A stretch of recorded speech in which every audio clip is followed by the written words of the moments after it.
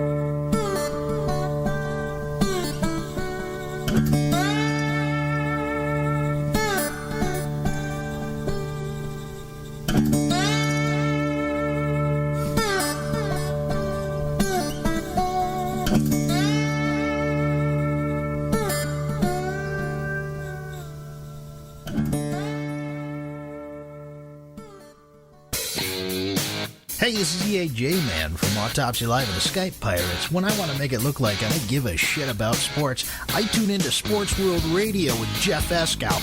Jeff Doing bad time. Doing bad time. Got myself a problem. from San Diego. It's Sports World Radio. You've never heard a sports show like this. Oh, no, you haven't. Oh, blow me. You got it. Holy fucking shit. What in the hell is your major malfunction? Can't believe that goddamn son of a bitch did that fucking crap. Don't give me any of your shit. Right? Yeah, that's right. Those are your hosts, Jeff Ascow and Sean Mann. Remember, those who can't play sports, talk about it. These two tell it like it is. Tune into Sports World Radio for the fastest hour of sports of your life. So here they are, the douchebags of sports themselves, Jeff Ascow and Sean Mann. Hey, what's up, everybody? Welcome to Sports World Radio.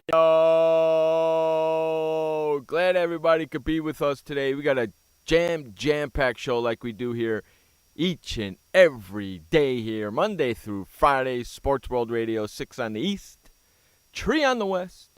And if you live in the Central, figure it out for yourself. I'm tired of having to tell you that. All right, well, hey, we're going to be telling them that as long as we're on the air, because I don't think they can. So there you go for that. Let's get all the particulars out of the way before we start this crazy 2-hour sports journey that we're going to take you guys on. Before we came on the air, I was telling Sean, actually, you know what, Sean? You better make it entertaining the first hour, otherwise I'm going to start doing work and I'm going to go, huh? You better entertain me. That's what I want to be entertained today, boys and girls. I don't feel like entertaining. I want to be entertained today. And coming in the second hour of the show, we think he's taking his power nap right now, our good friend, the big wind, Frank Sprankle. He'll be joining us in the second hour of the show. SportsWorldRadio.com is the place to listen to the show, SportsWorldRadio.com. While you're over there listening to us there, do me a favor, click the donate button. That's right, click the donate button that's right there and donate to the cause. Or pick up your very own 52-week subscription to Sports World Radio right there with the donate button. How about them apples? 52 weeks, $1 a week, $52. How about them apples right there? Donate to Sports World Radio. Help keeping us doing what we like to do here is entertain you guys 5 days a week, 2 hours a day. We give it all to you every single day we're on the air.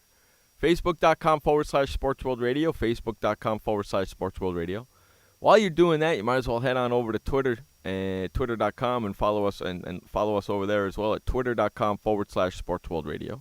Twitter.com/SportsWorldRadio. SWRshow@gmail.com. That's SWRshow@gmail.com is the way to get in touch with us through email. 619-663-3715. 619-663-3715 is the number to get in touch with us here at Sports World Radio during the show. If you have Skype, just Skype us at Sports World Radio Show, and you can come on in that way as well. With all the particulars out of the way, what do you say? Hey, we bring in that co-host of ours, that rat bastard himself, the update man, Sean Mann. What's going on, buddy?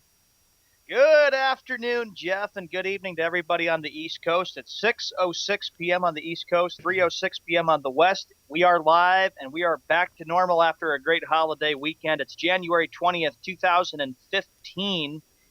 Weather right now, it's pretty cool. It's still pretty sloppy and messy out there. A lot of the snow is starting to melt, Jeff. Doing well in general. Who's back to How normal? are you? Who's back to normal? You? I'm just saying, with the holiday being over with, everybody's back to work, and kids are back to school, and a lot of kids are even back from their Christmas break because of college semesters beginning. You've never been normal in your life, man. What are you talking about? I've always been normal. What the hell's the matter with you? Yeah, lots of rock on that one, buddy. You've I'll never drink been to that. normal in your Cheers. life. You know what? You're going to come back from your vacation abnormal, too. You still gonna hit me with that? Oh, come on, great. dude. I'll never hear the end of it between now and May. Was that a fantastic show yesterday or what? That was a classic show. That was I know a classic Nick was show. Probably rolling the floor laughing the Mhm. whole entire time. He and sure had a lot was, of joy for the fastest 2 hours. And and you want to know something? The conversations that we were having when we were on hold while the commercials were playing were even better than the show conversations. I wish we tell I wish we recorded those because we could sell those for $5 a piece, man. All the stuff we were doing in the background. Goes, you can also send your donation to BigChubbyWin at yahoo.com. Put the subject line Adrian the Welcher Boy. Hey, Josh Lopez, the producer and program director of Sports World Radio. Hey, Josh, if you have not yet got BigChubbyWin at yahoo.com, you better.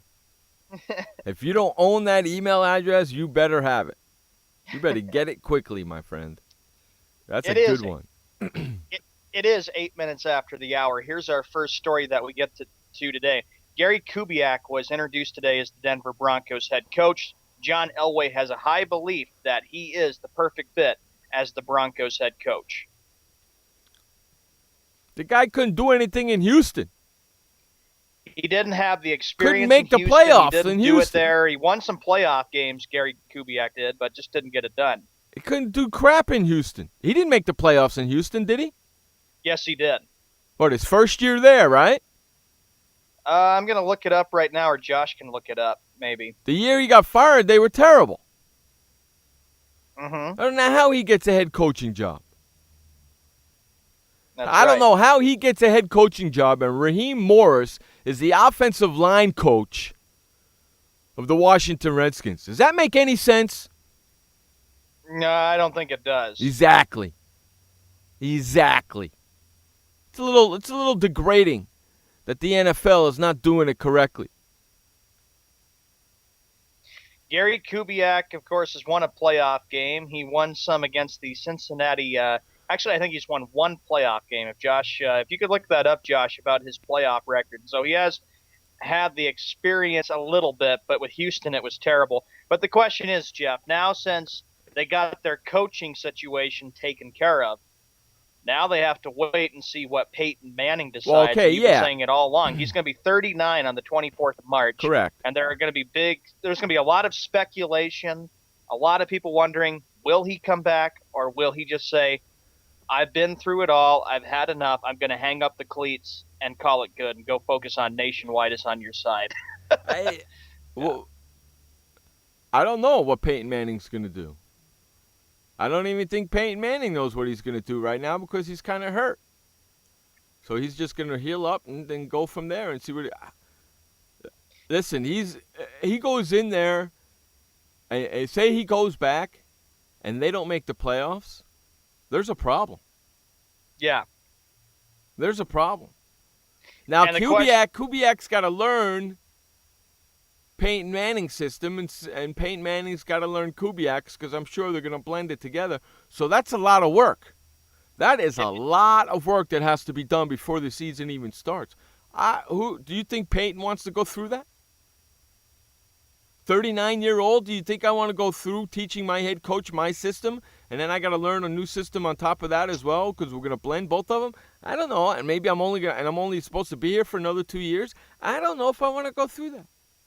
Josh says this: they made a couple of times, but they can't get past the second round. He's talking about Houston there with Kubiak the as Houston their head Texans. coach. That's what I was. Right, but still, I'm talking about Kubiak taking over Denver, and Peyton Manning now is going to have to teach Kubiak his system. Kubiak's going to have to teach Peyton Manning his system because from what I understand, they're going to do a blend of both. So now Peyton Manning is going to be 39 when all this is going down, and a 39-year-old really want to be teaching somebody a new system and learning a new system at the same time? Exactly, Jeff, and that's a big thing that they have to figure out. But I say if the Broncos, I'd say this. Okay, you get Gary Kubiak. I'd say wait until after the Super Bowl is complete, give Peyton Manning some time, and then John Elway talks with him maybe around March or maybe around April or somewhere between there and say, it has to be done. Peyton, what do you want to do? It has to be done before the draft. Yeah. It has to be done before the draft so they know what the hell they're doing in the draft. Right? How about and here's something. In the coming season, both Gary Kubiak and John Elway will begin their 21st seasons with the team. Okay, but Manning only has 2 years. He's 2-2 in playoffs as a head coach. Won 3 Super Bowls and assists. Thanks, Josh. Yeah, we know about it. As far as I'm concerned, I'm gonna put Kubiak in the coordinator's position. He is a great offensive coordinator, not so much as a head coach. I don't think he's a head coach at all. I think he's an offensive coordinator. Just as I think Norv Turner is an offensive coordinator. Just as I think Wade Phillips is a defensive coordinator. Just like I think Rex Ryan, a defensive coordinator. Okay? Some of these guys who think they're head coaches are just coordinators. You should stay as a coordinator. Yep. I understand, like this guy from Seattle, the defensive coordinator, Quinn, who I guess Atlanta is waiting on now. And we talked about this yesterday. Was there tampering going on with that in there? Because Atlanta hired Schottenheimer as their offensive coordinator, and that's who Quinn wanted. So is there tampering going on?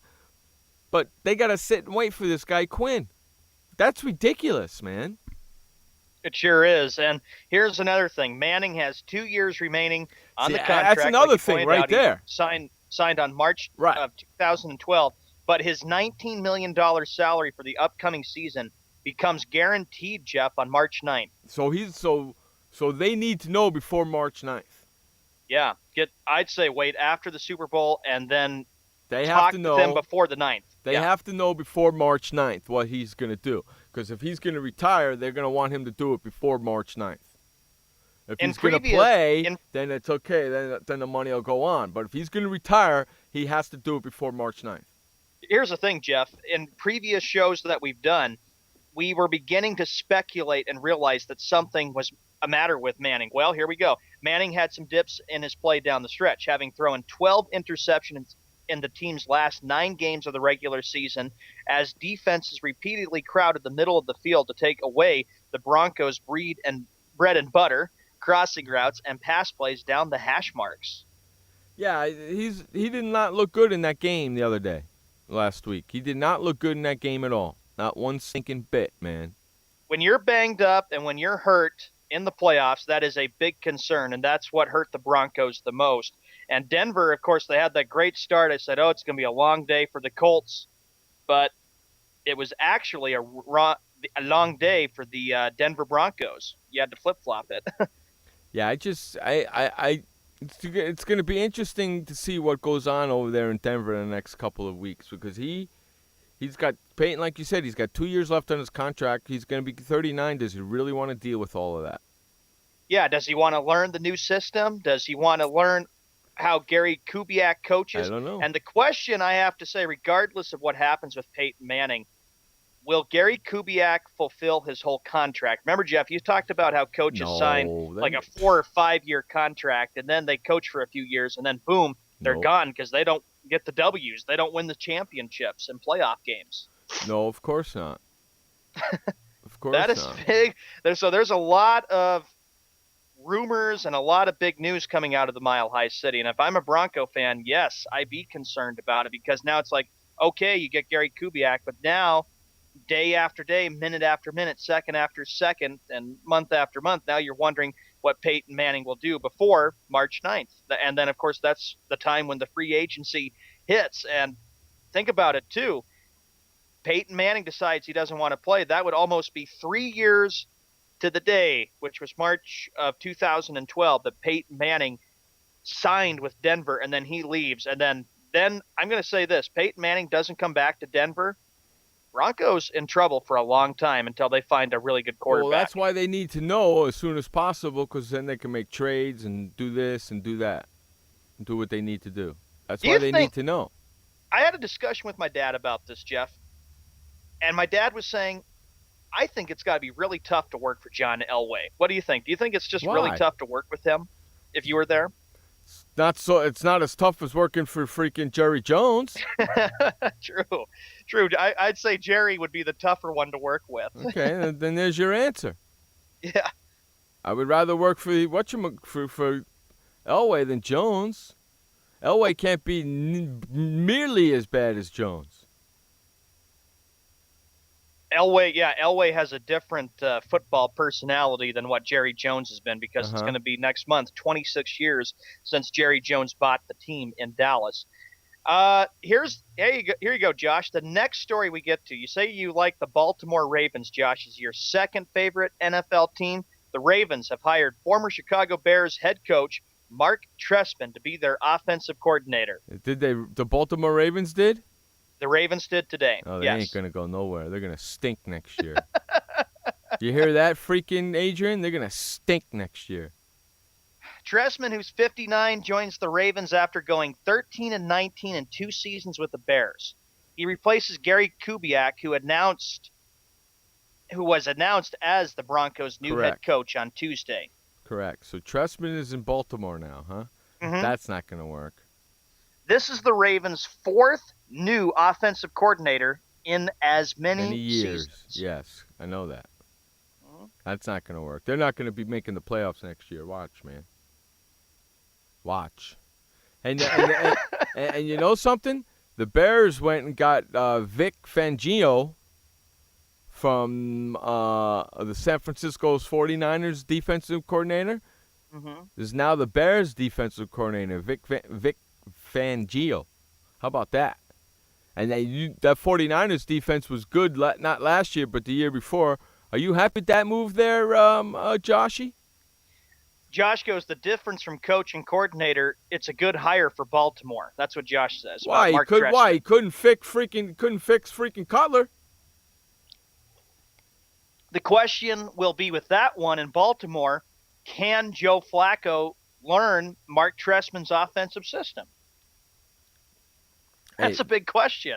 That offensive system in Chicago sucked. So if he's bringing that same system to Baltimore, Baltimore's got a problem. Adrian, I would, if you're hearing, and I know you probably are, that's not a good move for the Baltimore Ravens. Nope. They ain't going to make the playoffs. They might, you know what? Cleveland might even finish better than them next year. True. And hey, Gary One Arm, wherever you're listening, here's some big news. The Washington Redskins have hired a new defensive coordinator in Joe Barry. Joe Barry was, of course, a defensive coordinator with the San Diego Chargers. So Jeff, he leaves the San Diego and now he's going to the nation's capital. Yeah, but he wasn't the Chargers San Diego coordinator. Yeah. He wasn't the whatchamacallit. Who's the head coach of the Colts? Chuck Pagano? Chuck Pagano, right? Yeah. So Pagano's brother is the defensive coordinator here in San Diego. Oh, that's right. And Joe Barry, of course, now he's leaving as linebackers coach of San Diego and going to Washington. Joe Barry was the linebackers coach, and he's going where to be the defensive coordinator? The Redskins. He's going to the Redskins, and that's the first time he's going to be defensive coordinator. Good luck, Redskins. Redskins. In that division? True. Redskins need something to fix their defense. I mentioned this to Gary, too. I said, Gary, the Redskins have got a major problem with everything, their defense and their offensive system. Gary, I think what he told me when I was visiting with him on Facebook, when he tagged me on so many Redskins stuff, he said, yeah, but you have to keep in mind the defense is fine. It's the offense that's the problem for the Washington Redskins. Look at Josh. Josh says Redskins next year, 2-14. Gary won't like that, Josh. 2-14, the Redskins next year. Woohoo! We're making predictions on team records for next year. The Redskins had a disastrous 4-12 season. Hey, the team correct added me if a general manager and Scott. Good luck with that last name. An offensive line coach, Bill Callahan, who left Dallas for Washington and fired defensive coordinator Jim Haslett after his 5th season with the team. This past season, the Redskins ranked 20th in total yards and allowed, big deal, and 29th in points per game allowed. They stink. Hey, correct me if I'm wrong, but the Bears come out here to San Diego to play the Chargers this year. The Bears at the Chargers. Oh, yeah. I can't wait for that. We should get both of those crazy sons of bitches out here, Lopez and Sprankle. The big wind. Yes, get them both out here for the game. All 3 of us will go to the game. They'll have the Chicago Bears jersey on. I'll put my freaking Chargers jersey on, and we'll go and have some fun. So Barry has ties to the Redskins staff, having coached linebackers for 8 seasons in Tampa Bay. During part of his time with the Buccaneers, Barry worked for then GM Bruce Allen, who's currently the Redskins president and coached alongside Jay Gruden. who was an offensive assistant in Tampa Bay. So he's got some connections there, but the Redskins need a lot more work than that. And I know that Gary one time had said that Colt McCoy is the future for the Washington Redskins. Hey, Josh, I'll bet you, but you have to come out for the game for that bet to take effect. You like that, buddy? I'll bet you, but you have to come out here for the game. He's kicked my tails in bet. I'm sure he wants to get revenge for that. No, but he has to come out here. He has to come out here. It's going to be the Bears and Chargers. He has to come out here for that game. Yeah, we'll go to the game. Save up, Josh. Get your airline tickets. That's right. Save up, buddy. You too, Frankie.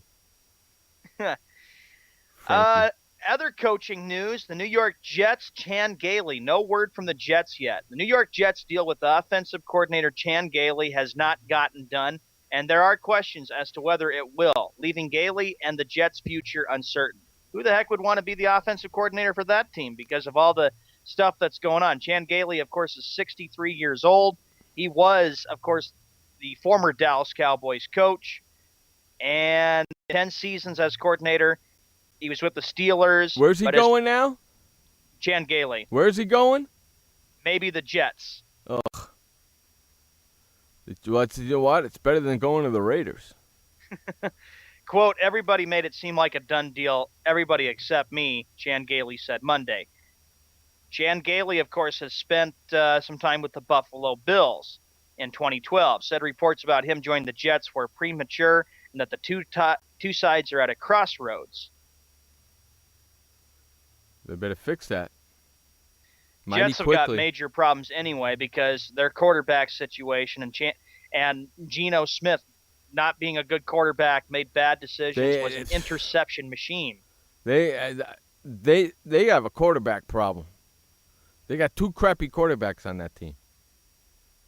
Yeah, and I think a lot of Jet fans would be wondering, well, what's the future like? Who do they want as their starting quarterback? Would they want Geno Smith? Or would Michael Vick be the answer? Of course, Vick only signed a one-year contract, Jeff, so you know that he will go to another team. I don't see him coming back to the Jets. Maybe if the Jets just kind of reach out and say, hey, we want you on this team. You could be the leader for this team. But Michael Vick hasn't been the same in a long time, not since his days with the Atlanta Falcons. Then he got hit with dogfighting.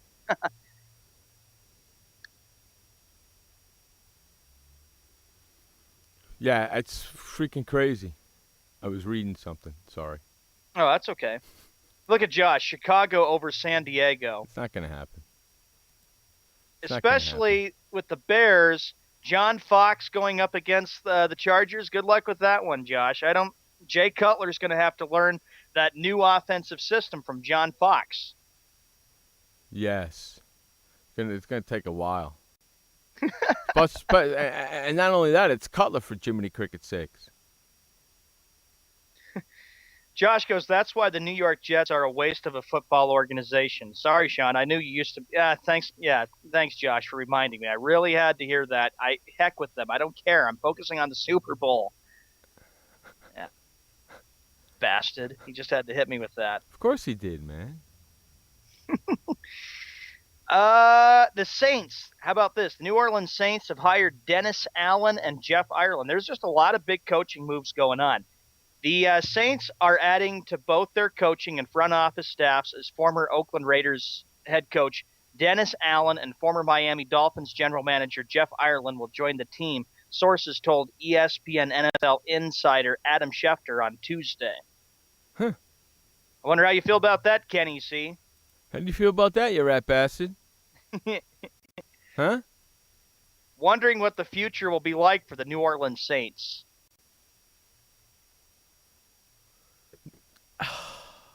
That's a freaky team right there. You know that, right? Yeah. You can't predict anything that team's going to do. That team did not show up at all this. And that was shocking. Really, nobody showed up. And that was shocking. The Saints had a bad year. Every team was crappy in that division. Right. And the only team that don't have a coach right now is Atlanta, right?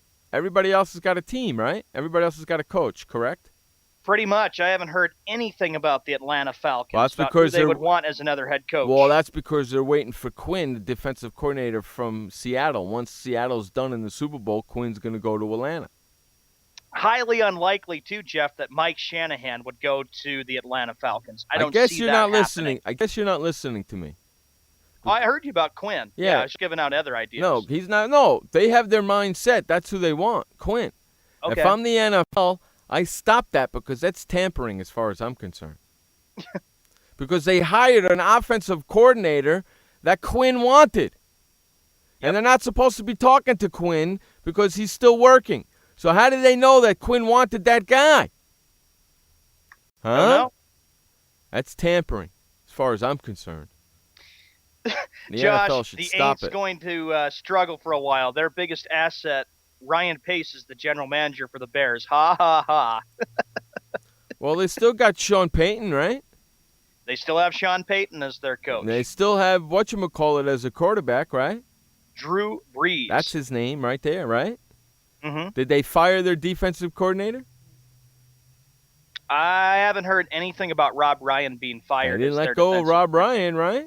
So maybe Yep. they're retooling. Who knows what they're going to do?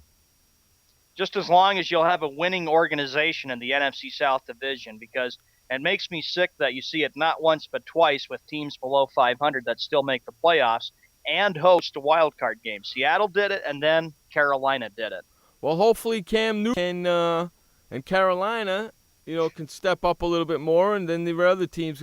I'm not too positive about Tampa Bay because they're going to end up with the number one pick, and they're going to pick a quarterback, and who's ever going to be their quarterback is going to take several years to get good, so that's going to happen. So you might as well just keep that as a 3-team race for right now.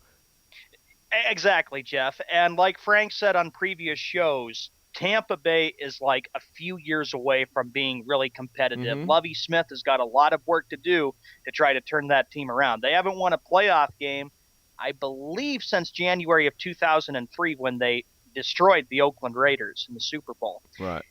30 minutes after the hour, we have to run to the first commercial break. You're listening to Jeff Escow, Shaw Man on Sports World Radio. We'll be right back. This message brought to you by FEMA. Stay fire safe this winter. Turn portable heaters off when you go to bed or leave the room. Keep anything that can burn at least 3 feet away. Plug portable heaters directly into wall outlets. Inspect and replace damaged cords, broken outlets, or loose connections. Use portable heaters with an automatic shutoff so that if they tip over, they turn off. Only use portable heaters approved by a recognized testing laboratory.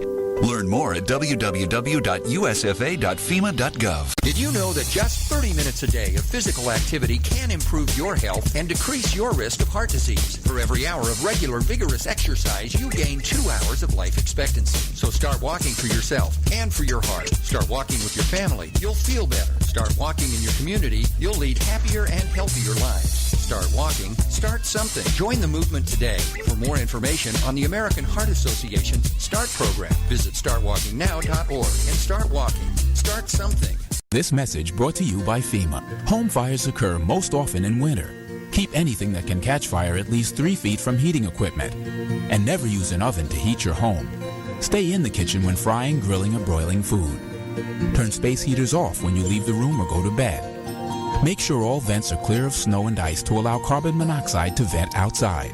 Have your furnace, heating system, and chimneys serviced each year by a qualified professional. Learn more at www.usfa.fema.gov. Millionaires are being made worldwide, all season long at DraftKings.com. America's favorite one-week fantasy football website. 1 week fantasy means no season-long commitments, so you can play whenever you want. You got a player who's hurt? No problem. Injuries won't derail your shot at victory because it's like a new season every week, so you're never stuck with the same players. Pick your team in minutes, and you could be on your way to winning huge cash payoffs. And just this season alone, one lucky listener turned $10 into $5,000, and another turned $2 into $10,000. Plus, we've been crowning new millionaires virtually every week, all season long at DraftKings.com. So you could be next. What are you waiting for? Imagine winning $1 million in one day just for playing fantasy football at DraftKings. Make sure you log on to DraftKings.com right away and use the promo code Spreaker to play for free in the $10 million Fantasy Football World Championships. DraftKings.com. Bigger events, bigger winnings, bigger millionaires. Don't forget to enter Spreaker at DraftKings.com today. You can't win if you don't play.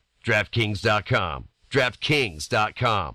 That's DraftKings.com. Hey everybody, this is Sky, and when I want to know what's going on in the wonderful world of sports, I tune to Sports World Radio.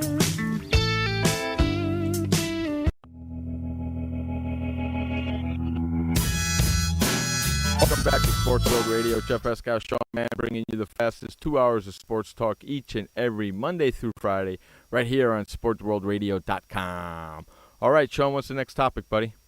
The next story we get to, and this is 33 minutes after the hour. Before we do that, Josh says AFC North. He said Marvin Lewis needs to be let go, and it's a crock that Andy Dalton is going to the Pro Bowl and Matt Forte isn't. Shaking my head. I kind of agree with him. I kind of agree with him. Andy Dalton going to the Pro Bowl and Matt Forte isn't. I know Aaron Rodgers is not going to the Pro Bowl because of his injury he has suffered, his calf. But I disagree, though, Josh, a little bit with Marvin Lewis being, letting him go as the head coach of the Cincinnati Bengals. And I'll tell you why. Because he's done a great job with that Bengals team. Cincinnati has gotten to the playoffs. I think it's, 4 straight years in a row, Jeff. You have them as the dark horse team. And there's going to come a day when they're going to end that long playoff drought, just like with the Detroit Lions, who haven't won since '92. And, of course, we all know what happened in the playoff game between Detroit and Dallas. Not trying to get off subject, but I'm just saying, Jeff, that there'll come a time when that happens. But I don't think the Bengals should let Marvin Lewis go. He's done a great job with that team. It's just they can't get over the first round. That's been the thing. Have a winning year, and then it just seems like they crack under pressure in the playoffs. All they need to do is end their playoff drought. Yeah, I know. What are you going to do? Hopefully they'll go further next year. I mean, that's what they got to do. Every year you're supposed to go a step further, correct? So yes. Let's hope next year that they get a step further or even a step further than that. I still like Andy Dalton. I still think he's a really good quarterback. He's a good quarterback, but everybody's wondering, well, when is he going to get that time to win a playoff game? Give him time. He's got plenty of time left in him to win some playoff games and end that drought for the Cincinnati Bengals. Right. Here's our next story that we get to. His teammates are trying to console him. We talked about this even yesterday, but Brandon Bostic of the Green Bay Packers quote, "I let my team down," following an onside kick that he says he'll live with for the rest of his life, and how it shocked the Green Bay Packers, blowing the game against the Seattle Seahawks. It's upsetting, isn't it? It's upsetting. You have to realize that in professional sports, it's a part of life. Mistakes happen. I've watched a lot of games like you have, Jeff, over the years in sports, and there are players that miss free throws, miss layups. A batter strikes out looking or strikes out swinging or pops it up or, has a chance to win the game. In baseball, it doesn't happen. In the NFL, it could even come to a missed kick. An onside kick in a playoff being missed, handled by the Packers or by any team. I never really had seen that before. I was shocked at what I was seeing happening in the fourth quarter. I was like, you got to be kidding me. What does Green Bay take? What did they not take their spinach anymore? I couldn't believe what I was seeing. That's what they're saying where I live here. They live in I live here in Idaho. I live 5 hours away from Seattle, Jeff, so I can tell you that a lot of Seahawk fans still shell-shocked, surprised, happy, flabbergasted that they got to the Super Bowl. And and a lot of them are saying where I live, I've talked with them, Jeff, and a lot of them have said, quite frankly, Sean, the Seahawks just need to get off to a better start in the Super Bowl and not get off to a slow start. And Russell Wilson better have a much better game than he did against the Green Bay Packers. Mm-hmm. I know. And you feel bad for the Packer player. It's unfortunate. It happens. And just a lot of Packer players are still having difficulty comprehending what happened and how they had the game in control and how they really outplayed Seattle all game until the Packers choked toward the end of the game. All game. Yep. All freaking game long. Yeah, all game because they couldn't stick the ball in the end zone. That was another thing. Mike McCarthy on 4th and goal at they're only like a couple inches away from getting into the end zone, and they couldn't still stick the ball in the end zone. I was shocked. I was saying they can't move the ball 4 inches. You can't move the ball 4 stinking inches? That's pitiful. Are you trying to go into the playoffs? That's pitiful. And you're trying to win the biggest game to represent the NFC and go to the Super Bowl. Do you want to know something? If Aaron Rodgers was healthy and didn't have that calf problem, he could have quarterback sneaked that thing in there. I don't know why they didn't give the ball to freaking Lacey and just shove it right down the middle. No, you try all this fancy bull crap. And then the opening drive that the Packers had when Aaron Rodgers drove the team, he throws an interception to Richard Sherman. That was another big turning point in the game, even though it was early. And then Seattle, of course, looked sloppy right at the beginning of the game. Sean, I didn't feel sorry for him. I was shocked to see that they were falling apart like that. I didn't expect the Packers to do that. Here's the way I looked at it, Jeff, and I even said it to you yesterday and Nick on the air for Sports World Radio. I was saying, and I said it on Sunday when the game went to overtime, I said, Seattle, Seahawks win this toss, they're going to get the ball and they're going to score a touchdown on the opening drive. You all watched that. And you know what really pisses me off? And I'm going to offend some people here, and I can really give a flying hoot. You know me. I could really give a flying fig Newton if I offend anybody. Okay? But you know what really pisses me off? Was when they went to interview him, and he was talking about the grace of God this, the grace of God that, God help me do this and do all that, right? I don't like that. I can't stand that. Why? He picked you over the other team? Is it you're saying he's playing favorites? He picked you over the other team and the other players? You jackass. I can't stand that. It annoys me to no end. Josh goes, would you feel sorry if that was a Yankee player, Sean, or if it was a Cowboys player, Jeff? I just told you what I said. Yeah, I know, and that's what Josh is asking you. I know. I read it to you. You know what? You're a little bit behind the times. You need to pay attention to what I'm saying because I already spoke to that a couple of minutes ago. Oh, yeah, I know. And I would say this too, Josh. Of course I'd feel sorry about it. We're human beings. Human beings make mistakes in sports. It happens. It's part of the game. I wouldn't feel. I don't feel sorry for them. I don't. I know. They did it to themselves. They stopped playing to win. They did it to themselves. I don't feel sorry for them one bit. And I don't feel sorry for any player that loses or anything. You know why? They're making millions and millions and millions of dollars playing a freaking game. Why should I feel sorry for them? Huh? Why should I feel sorry for them? Don't know. They're making multi-millions of dollars playing a freaking game. I should feel sorry for them. They should feel sorry for me. Because I have to watch some of that crap that they call a game. Debacle. That's what it is. A freaking debacle. And it just seems with this story and with the Packers still being shocked 48 hours later, I was like thinking, wow, more heartbreak for the Green Bay Packers. They're the team that lost on the last play on a game they did which was it to the Hail themselves. Mary in Seattle. And then here they are having a 16-point lead, and they blew did the game it to when themselves. they had it well in control. They did it to themselves. They got nobody to blame but themselves. They let Seattle back in the game. They screwed the pooch. They did it to themselves. They don't have to blame nobody else but themselves, and that goes with McCartney on down. The question is, going forward for the Packers, will they be back next year? Will they recover for 2015? Well, we won't know until we see it. We won't know until next year. So that's a mute question as far as I'm concerned because we won't know until next year because we don't know what the hell they're going to do. I mean, McCarthy, from him on down, going in there and stop playing to win the game and just playing to try to not lose is ridiculous.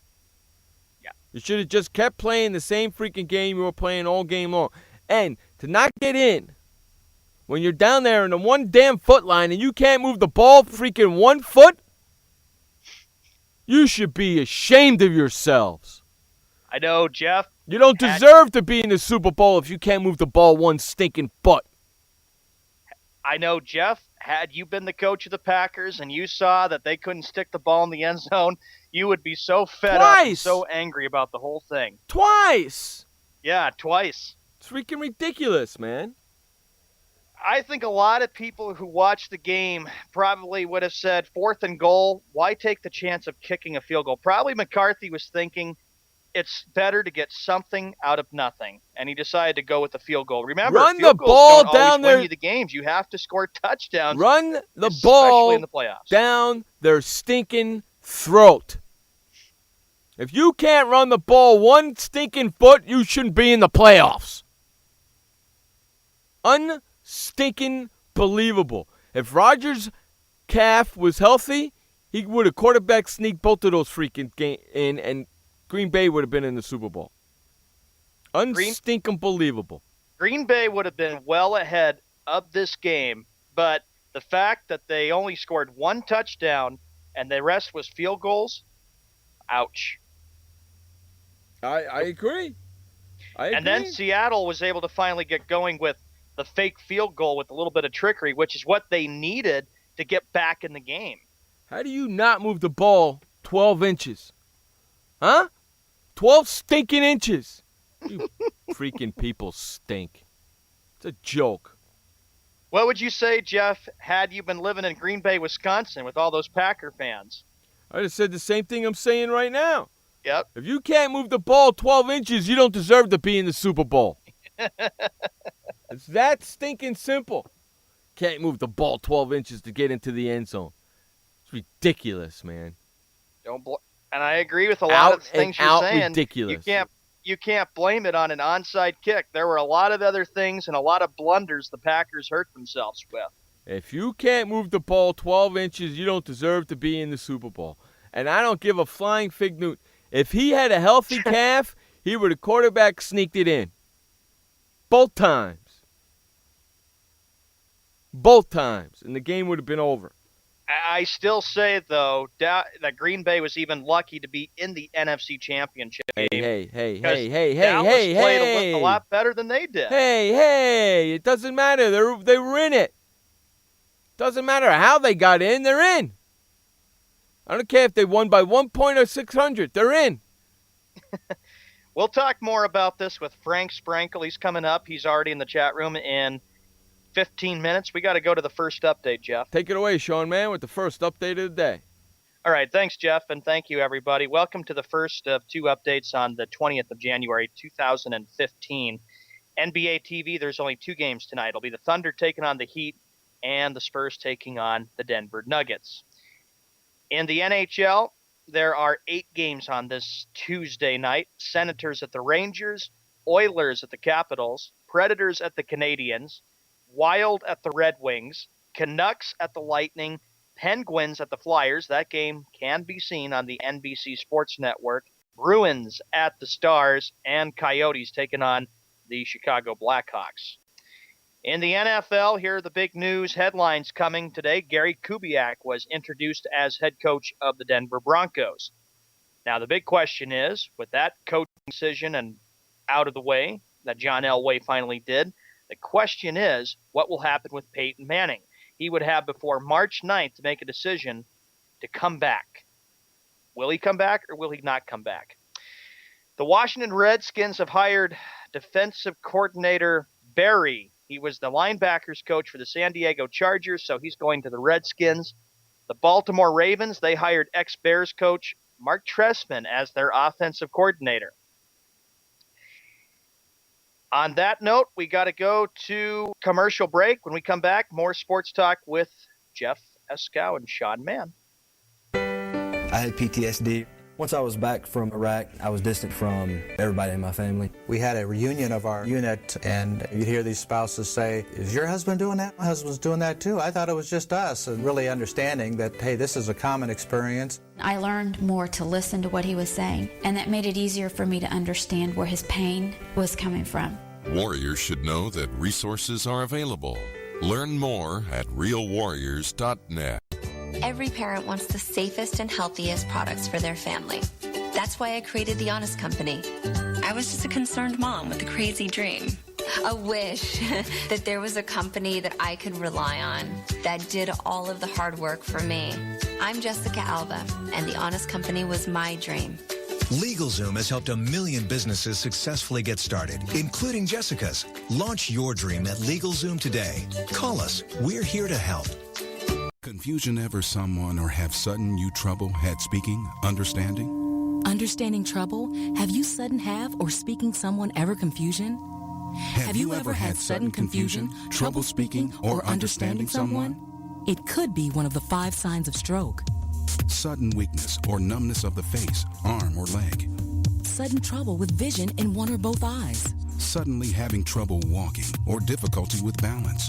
Or a sudden intense headache that comes out of nowhere. If you or someone you know has any of these symptoms, don't wait. Call 911 immediately. You could make a difference in someone's life, someone you love, maybe even your own. It's late until, wait, don't too. Don't wait until it's too late. Time lost is brain lost. Find out more at powertoendstroke.org. Brought to you by the American Heart Association, American Stroke Association, and the Ad Council. Hey everybody, this is Sky. And when I want to know what's going on in the wonderful world of sports, I tune to Sports World Radio.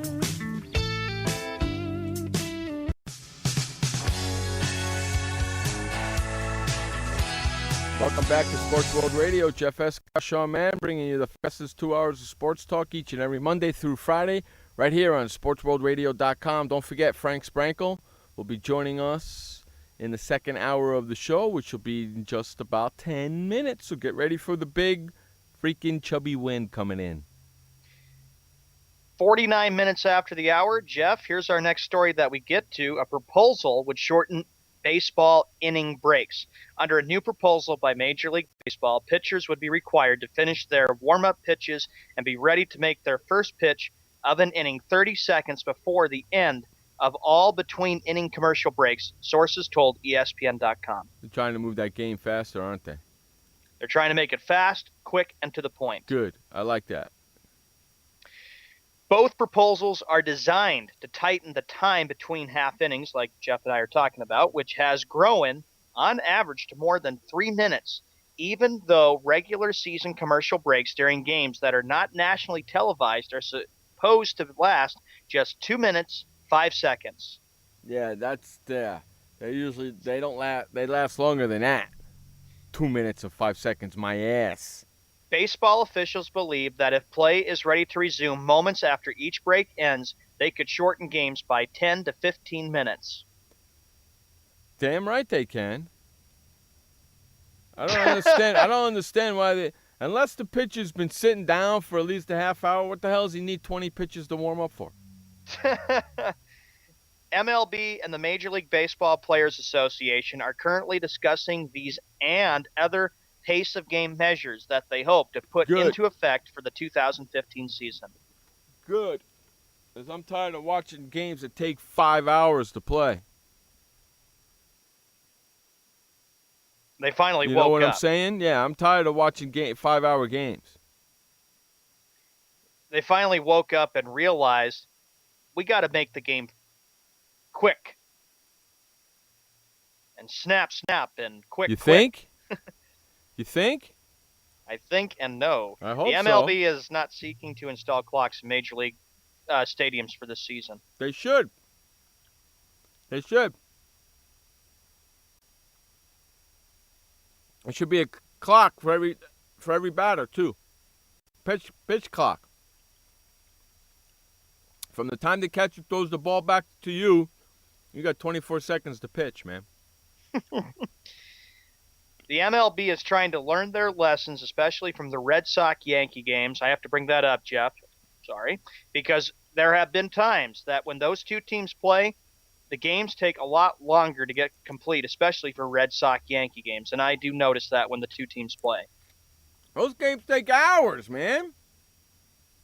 I know. I remember there were a bunch of times when games between the Red Sox and the Yankees, they could go for 4 or 5 hours, and they would, and then on the East Coast, they would get done at like midnight or 1 a.m. And I'm like, oh, good gosh, this game is just taking forever to get done. But it's always been like that, Sean. It's always been like that with those two teams. Always. I don't know why, but always. So I'm glad that they're kind of like fixing it, catching it, and realizing enough is enough with making games go extra long. Well, we'll see. Team officials have expressed concerns about having enough time to stage popular between innings entertainment, such as kiss cam. And players have complained that TV commercials often run long or get started late because producers choose to show replays of the final out of the previous inning before going to commercial break. So stop playing the replay and go to the break. How about that? Only play the replay if it was a strike three call. Who cares? Only play it if it was a close play. Otherwise, just go right to commercial. We just saw the play, for Christ's sakes. We don't need to see it again in slow motion. Enough with always showing replay after replay. It takes forever. Frank goes, I got a question about kiss cam. He goes, I just thought about something concerning kiss. I don't know what it's really about, Frank. I don't care about it. And then here's what Frank says. The beauty of baseball, no clock. The players of MLB have ruined it for me. They should be on a clock, though.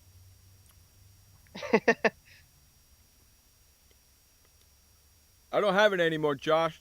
Oh, it's right there? No, I'm not playing that. Play the Chicago White Sox fight song. Get the hell out of here. Good grief.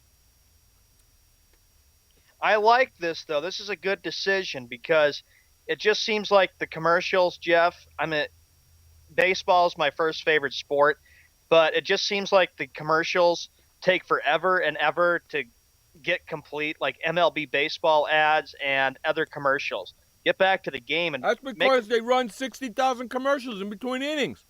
That's right. I got an idea. Run 2 30-second spots and go back to the game. Yeah. How about that?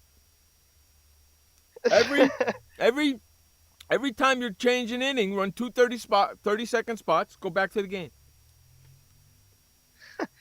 Frank goes, if I were playing today, step into the box. If you were on PEDs, I sent your, quote, you-know-what to the ground. Yeah, whatever. Uh-huh. You're all talking, no action there, big shot. The next story we get to, Frank, you're the big Cubs fan. Visiting hitters won't have their home runs thrown back onto Wrigley Field until May 11th at least. Why? As the Cubs announced the stadium's famous bleachers won't be open for the first month of the 2015 season. So nobody will be able to sit down in the bleachers? Yeah. That's going to suck. The bleacher reconstruction is part of the first phase of a $375 million renovation of the famous stadium, which celebrated its 100th birthday last season. And they can't even get it done on time, the dumbasses. No. Shows you how Chicago moves.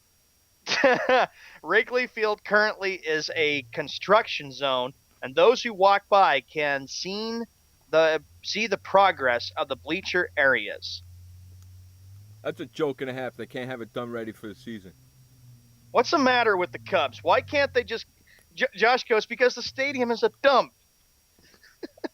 That has nothing to do with them not being able to get the seats ready for opening day. You know what affected that? I bet you was the weather. Yeah. And the windy city.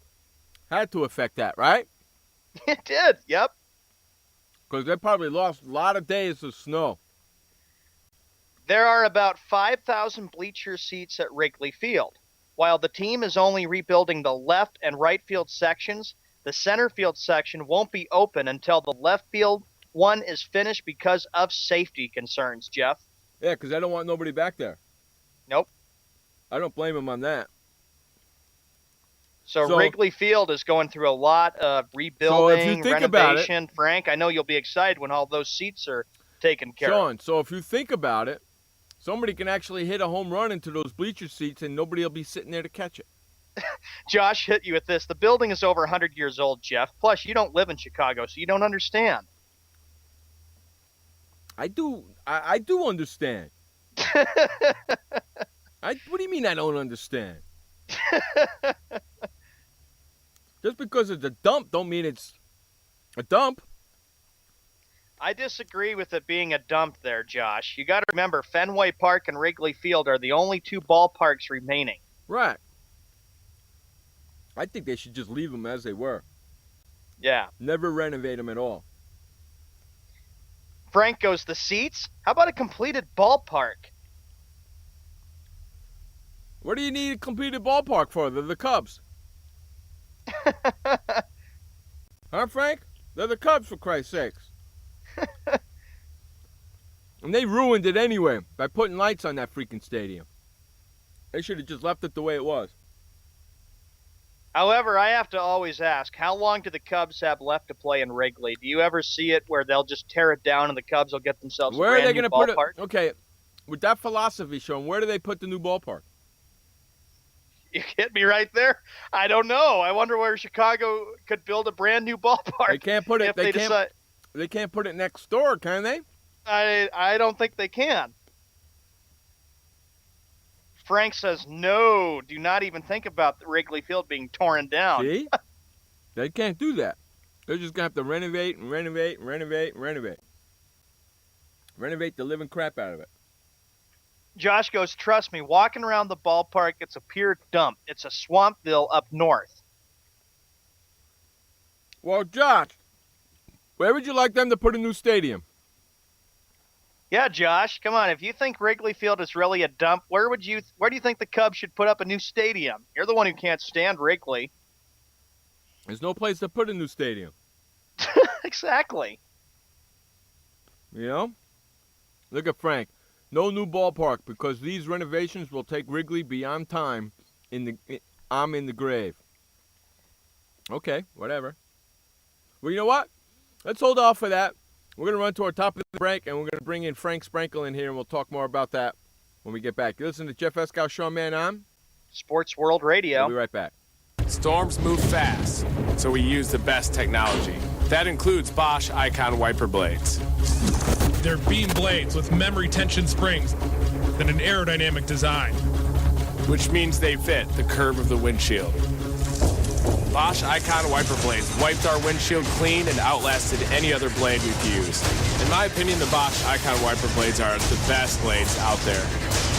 Bosch Icon wiper blades, how storm chasers clear the way. Confusion ever someone or have sudden you trouble had speaking, understanding? Understanding trouble? Have you sudden have or speaking someone ever confusion?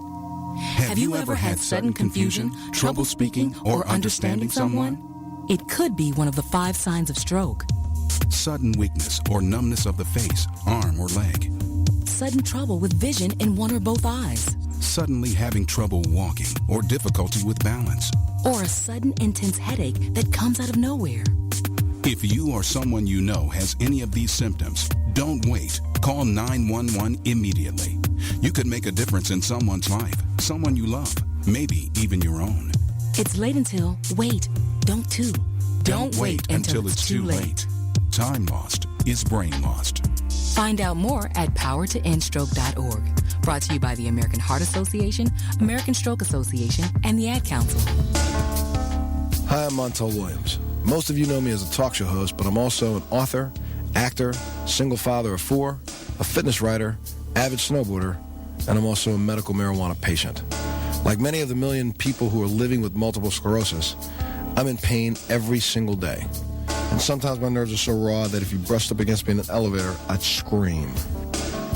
I can't sleep at night from the pain, and sometimes the spasms in my legs are so intense they will wake me up throughout the night. I've tried the strongest prescription medications available, and I'm going to tell you, they do not work. In fact, they leave me in a stupor, and most of the time, it's impossible to even live your life. Now, I've tried medical marijuana, and I'm going to tell you something, it works. If you'd like more information about medical marijuana, you can contact the Marijuana Policy Project at mpp.org or call 1-877-JOIN-MPP. Hey everybody, this is Sky, and when I want to know what's going on in the wonderful world of sports, I tune to Sports World Radio.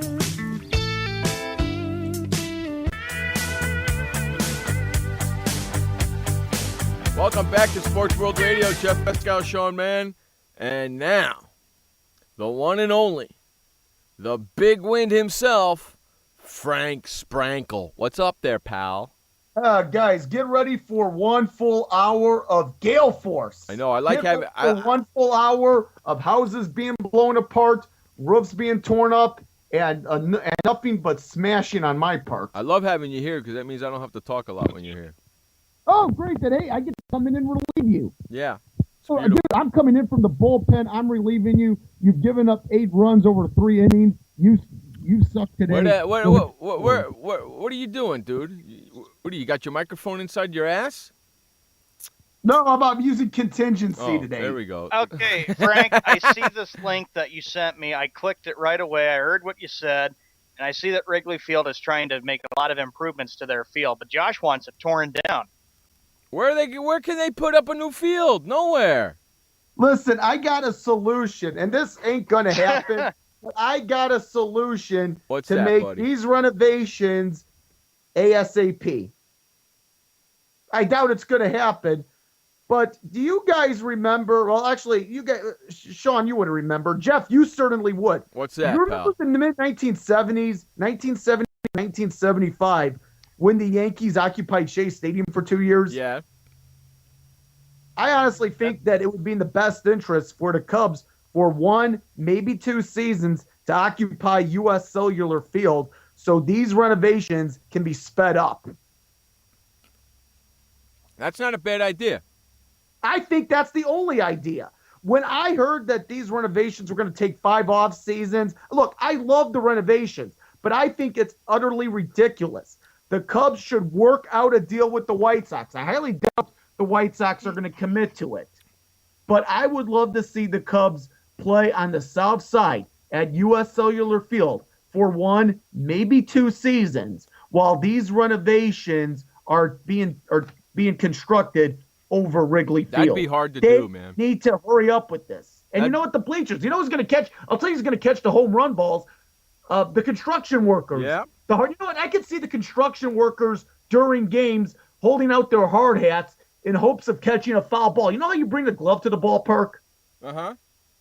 The construction workers are going to take off their hard hats, watch the game, and they're going to hope to catch a home run ball using their hard hats. I agree. That's what they're going to do. The construction workers. No, who's going to catch the home run balls, Jeff? You asked that at the tail end of the first hour. It's going to be the construction workers. Funny. That's funny. Josh, you don't like that idea about them going to play like old Comiskey? Hey, Encyclopedia Man, what do you think? That's not a bad idea. You should write to the ML. You should write to the commissioner and say that to him. Hey, Encyclopedia Man, I want to know what the Encyclopedia Man has. Look, I'm the Cub fan. Our Encyclopedia Man is the White Sox fan. What does the Encyclopedia Man think of the Cubs coming into U.S. Cellular Field for a season or 2 and playing home games at 35th and Shields? Here is his reply. Really? Those bums disgracing such a beautiful ballpark, Frank? Come on, man. Well, which beautiful ballpark? Are we talking Wrigley Field or are we talking U.S. Cellular Field? He's probably thinking of the old Comiskey Park. That's probably what he's thinking. Guys, did you know my first ever sporting event was in that ballpark in 1986? Old Comiskey. A few weeks later, I went to Wrigley Field. Is Old Comiskey still around or no? No, it was torn down after the 1990 season. It was in use for the White Sox from 1910 to 1990. And interesting, Sean, of course, my Cubs and your Red Sox have played one World Series, and that was 1918. What's interesting about that World Series, the 1918 season, because Old Comiskey had more seating capacity than Wrigley, the Cubs did not host a 1918 World Series game at Wrigley Field. The home games against the Red Sox in that World Series were played at Comiskey Park. Wow. And not only that, but I'm going to say this. As far as the White Sox go, what is neat about where U.S. Cellular Field is, I mean, here's what's neat about it, guys. Think about this, is that it is located just across the street on 35th Street to the south. It's located at the intersection of 35th and Shields. The old Comiskey was located at the intersection of 35th and Shields on the north side of 35th Street. Since 1910, the Chicago White Sox have played their home games at a ballpark located at 35th and Shields. How amazing is that? That's pretty cool. Because, you know, it's just I remember when in 1989 and 90 when then it was called New Comiskey Park. It is obviously called U.S. Cellular Field, has been since 2003. But I remember those 2 seasons, gentlemen, when then the cell was being constructed, or New Comiskey, however you want to see it. I remember when it was being constructed, guys. And it was constructed across the street, directly across the street from where Old Comiskey Park is. What's pretty neat about it was you had this flying saucer being visible over the 1990 season over the first base side because the levels of New Comiskey, and it's called U.S. Cellular Field, obviously, but it's 5 stories. It's 5 levels of a ballpark. It completely looked like a flying saucer over the old ballpark. Right. And not only that, too, if you take a look at where the United Center is in Chicago, it's located at 1901 West Madison Street, just across the street from 1800 West Madison Street, where Chicago Stadium once stood. So if you take a look at it, gentlemen, since 1929, the Blackhawks have played on Madison Street, across either at Chicago Stadium or directly across the street from the United Center, or where the United Center is now. The Bulls, think about the Bulls here, guys. The Bulls have been playing their home games since 1967 on the west side, on Madison Street, either at Chicago Stadium or at the United Center across the street now. One thing about these Chicago sports facilities, yes, there have been a couple that have been replaced. One has been drastically altered. That's Soldier Field. But if you take a look at U.S. Cellular Field and the United Center now, they are across the street directly from where its predecessor stood. Right. So that's just neat. It's unlike you look at the Dallas Cowboys, for instance, and how they have played in 3 different stadiums since their existence in 1960. The Dallas Cowboys, they literally played in Dallas. They played at the Cotton Bowl from 1960 to 71, and then during the 71 season, they moved to Texas Stadium in Irving. Now they play at AT&T Stadium, which is in Arlington. I'm just saying, what's cool about Chicago is you've had sports facilities, 2 of them, that are across the street from where their predecessor once stood. Frank, we move on to other stuff, and this is kind of important. I've been wanting to talk with you all about this. Sure. I had to bring this in with Josh, too, and I know, Jeff, we've talked about this. The AFC Championship game, of course, went to the New England Patriots. We all know what ended up happening when they won the game. Everybody is still – you know what? If you want to hear my opinion about the deflated balls, go fuck yourself. I don't think, in my opinion, that there was no deflated football. You can suck it. I don't care what your excuse is. I did not see a deflated football. So quit making up excuses, anti-Patriot haters, and deal with the fact that they're in the Super Bowl. Where's the goddamn proof? Tell me that. Where's the proof of the whole situation? No, first of all, Sean, I want to I know we talk about, well, you don't like the fact that you want to say my this or my that. And yes, I can be at times that person that says my Cubs or my Bears or my Blackhawks, my Bulls, whatever the case may be.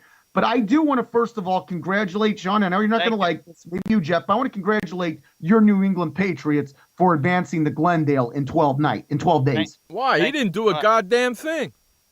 I just want to congratulate you. Jeff, he's being a good sport, which is what you have to call sportsmanship. It's not like Sean threw a freaking a touchdown. Well, but hold on. We're going to agree to disagree. But Sean, the New England Patriots are your favorite team. They're in the Super Bowl. I want to congratulate your favorite NFL team for making it to Glendale in 12 days. Of course, I will be watching. Well, I know you will. The entire globe of ours will be watching. As far as these deflated balls go, I had never even heard of the term deflated balls. And I don't know if this is indeed fact. Did you hear how it was reported? Sean, did you hear how this was reported, I think? Yes, I heard how it was reported, and I believe that it was a cocky little Indianapolis sports writer who had to make up the whole stupid thing and accuse the Patriots of cheating. You know, what? Go screw yourself, you stupid Indianapolis sports writer. You're just upset and butthurt because your team did not play well against the Patriots. So don't give me any of your bull crap about it.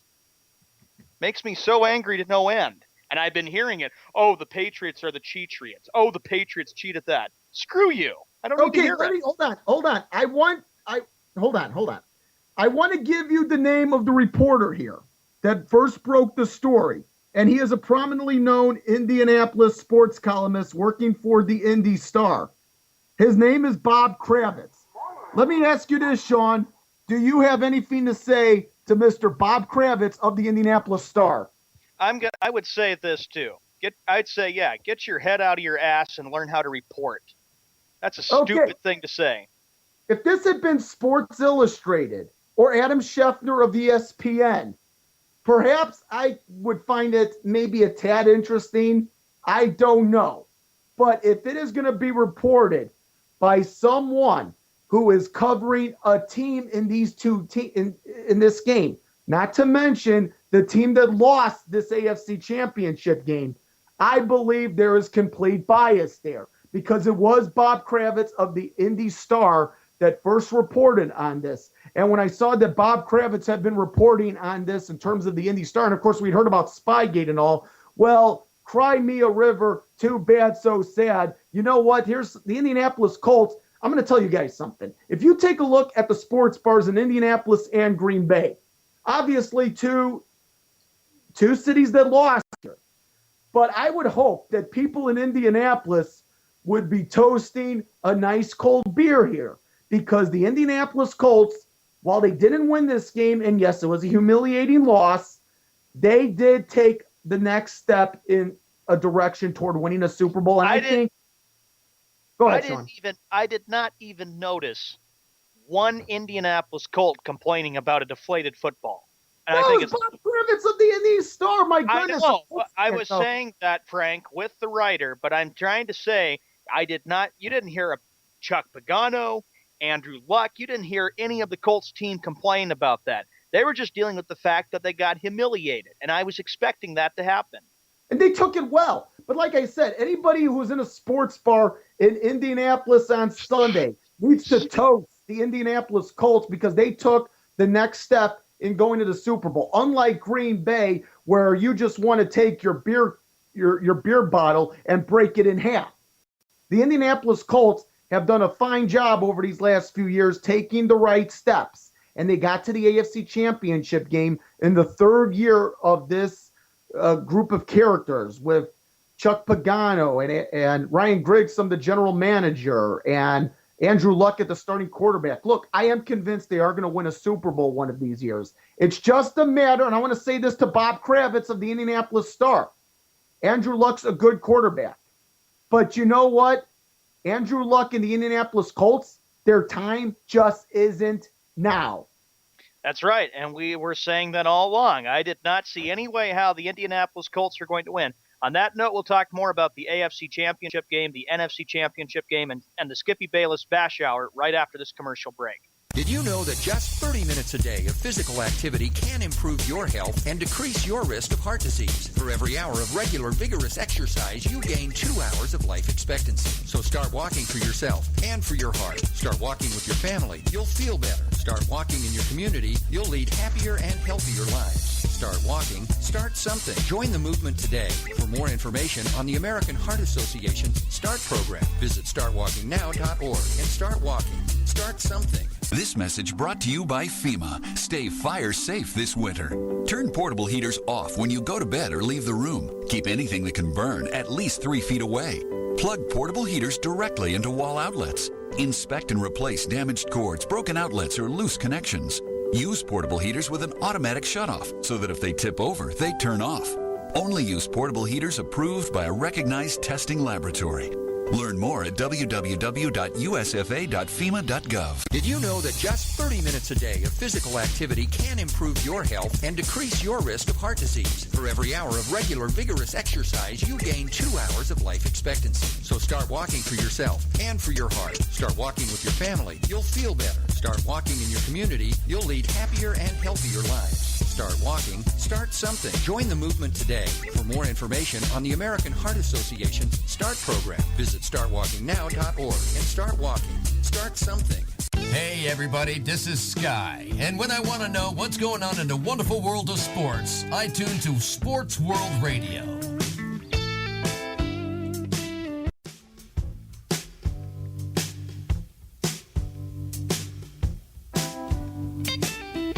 All right, welcome back to the show. You know, during the break, I was telling these guys something.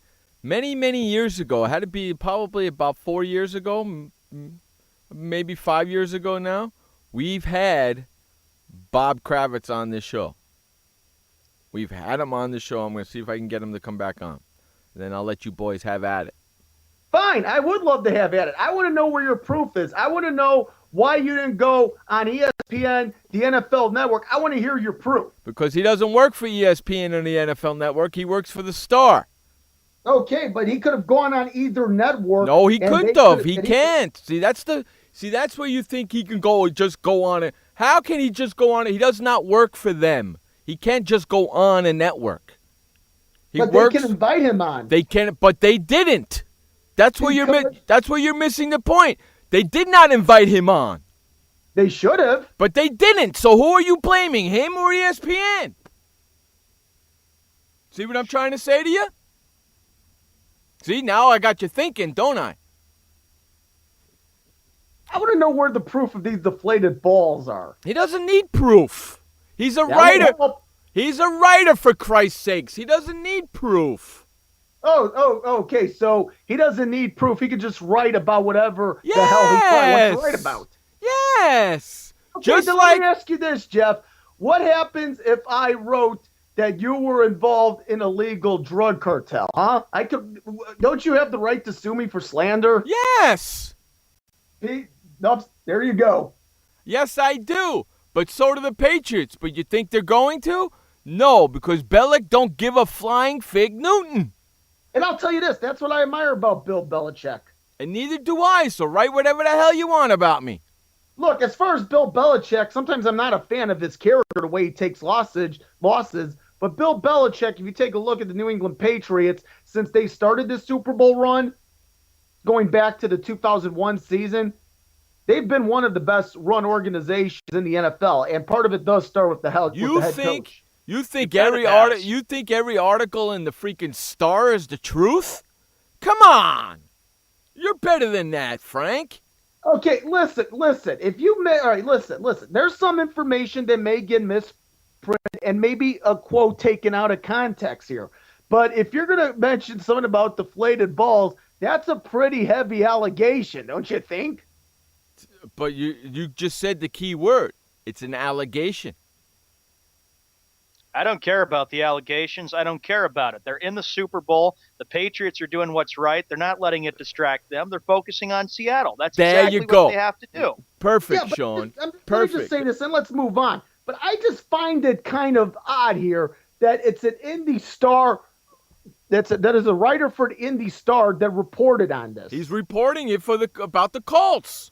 What he thought happened to the Colts. He's not allowed to report that? Yeah, he can report it, but is it true? All right, are these deflated balls actually true? It doesn't matter whether it's true or not. He's reporting on his opinion. Fine, he can report on his opinion all they want. So why? So then you should not have a problem with it. No, I don't have a problem if he has an opinion. That's what he's writing. For a fact that goodness, they use deflated balls.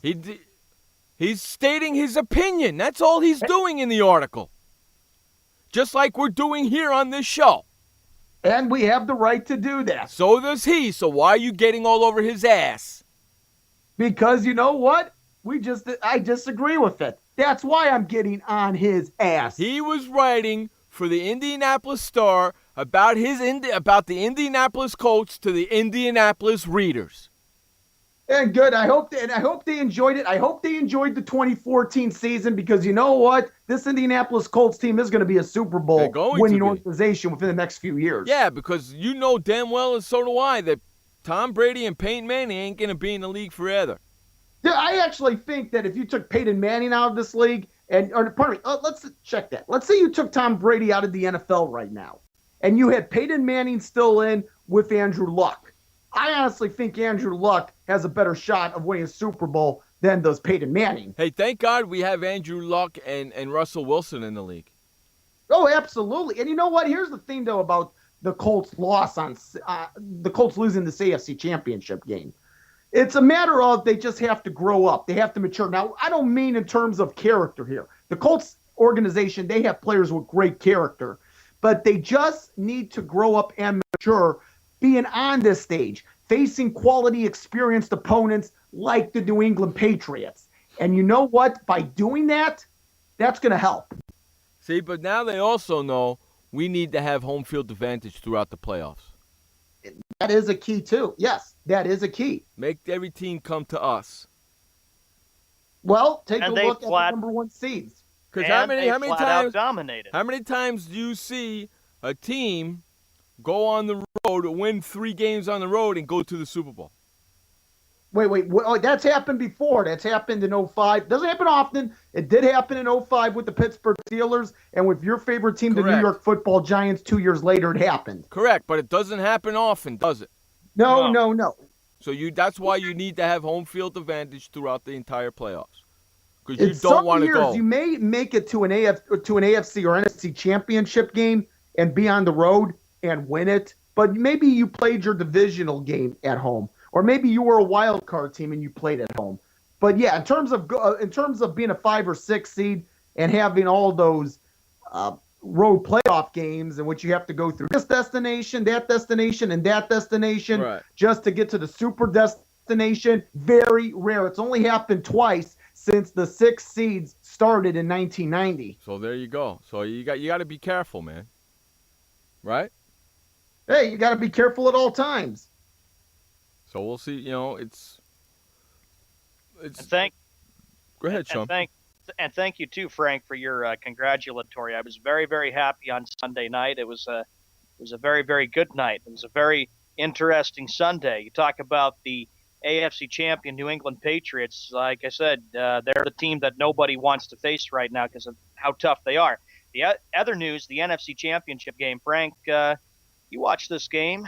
You saw what happened. Jeff and I already discussed it. He already said that Packers did it to themselves. I agree, but, it's a part of the game when you don't field an onside kick. I saw, perhaps, gentlemen, the greatest conference championship game that I've ever witnessed.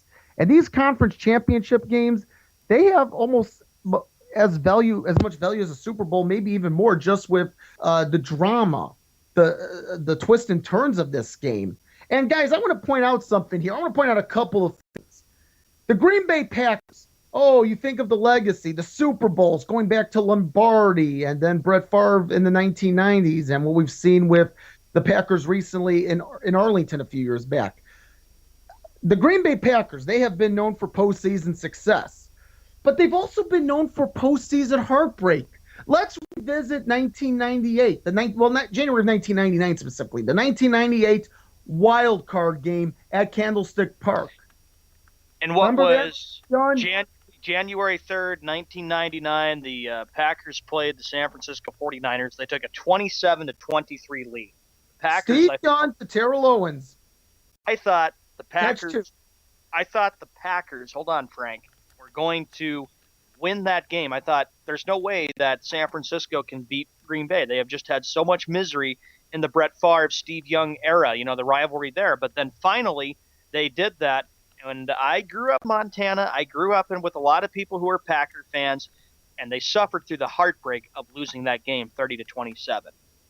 Okay, but let's not forget about, and Jeff, you remember this very well, the 2007 NFC Championship game, the last time we saw Brett Favre in the Packer green and gold. And boy, how he has had such a great legacy with the Green Bay Packers, but how we will remember the last image, him throwing a pickoff that would lead to Lawrence Tynes in the cold of Green Bay, kicking the New York Giants to Glendale. The Green Bay Packers, gentlemen, I'm telling you, and now what we saw on Sunday, the Green Bay Packers, they've had their share of heartbreak. I mean, you could say it's like the Cleveland Browns of the late 1980s with those 3 AFC championship games. The drive, the fumble, you name it. Yeah, the Packers, crazy. Guys, the Packers have had their share of heartbreak in the playoffs here. And not only that, if I'm a Green Bay Packer fan, I want to get a bulldozer and bulldoze away CenturyLink Field. Because remember, it was just 2 years ago that the Packers lost on that same playing surface, that unholy playing surface, as far as a Packer fan would be concerned. They lost in the wake of controversy on Monday Night Football with the replacement officials. So CenturyLink Field, if you're a Green Bay Packer fan, blow it up, bulldoze it. You just want to see that place eliminated entirely off the face of the earth. Wow. Like Jeff said, they did it to themselves. And like Jeff always pointed out, and I agree with you, Jeff, you can't stick the ball in with 3 12 inches, 4 inches at the 1 yard line of Seattle, and you just only get a field goal? That's terrible. Green Bay had only 1 touchdown in the game, and the rest were field goals. They could not do well with getting in the red zone. You got to score touchdowns in the playoffs if you want to make it if you want to advance. And this was a chance for the Packers to go to the Super Bowl. And I was like saying, oh, I'm sure Vince Lombardi is rolling in his grave right now. Guys, I thought the Green Bay Packers were headed to the Super Bowl with 5 minutes left. We saw the fake field goal for a touchdown that worked in the favor of the Seattle Seahawks. But the Packers are going to win this game. They needed that, Frank, just to make it a game. And here they were down by 12 points in the fourth quarter, and Seattle still doesn't quit, and they still keep playing, so they score a touchdown. And I said, okay, now they got to get the onside kick. And I said, can they do it? They're 1 for 4 on onside kicks. And that Packer player will live with that the rest of his life, how he let a ball pop right out, and then a Seahawk was able to grab it, and then they march down the field and go up 22-19. Okay, but listen, all right, guys, for me, that's not the play of the game. The key play of the game was the 2-point conversion, because let's face fact here.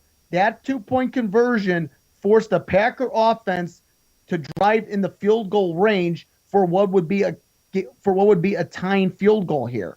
If Wilson does not complete that 2-point conversion, and with Aaron Rodgers, granted he was playing hurt, but Aaron Rodgers would have had enough mobility, and we saw it on the final drive of regulation, to drive downfield for a field goal, and that would have kicked the Green Bay Packers into the Super Bowl. So let's understand, the 2-point conversion, that made the difference right there. 29 minutes after the hour before we go to the second update. Jeff, I wanted to ask you about that. That 2-point conversion, what did you think? Did you think he was going to get sacked? Because it took him time until he finally threw that ball and he lofted it up in the air, and then that Seahawk was able to grab it to put him up by 3. That ball was up in the air for like 10 minutes. I thought that freaking ball was never going to come down.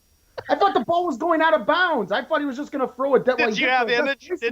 Go ahead, guys. Did you have images of like Joe Montana? I know it was a long time ago. Jeff, you remember? No, Joe I Montana didn't. was getting pressure. No, I didn't even think about that. He was going to throw it away, and then he finds Dwight Clark in the end zone. No, I didn't even think about that. That didn't even come to my mind.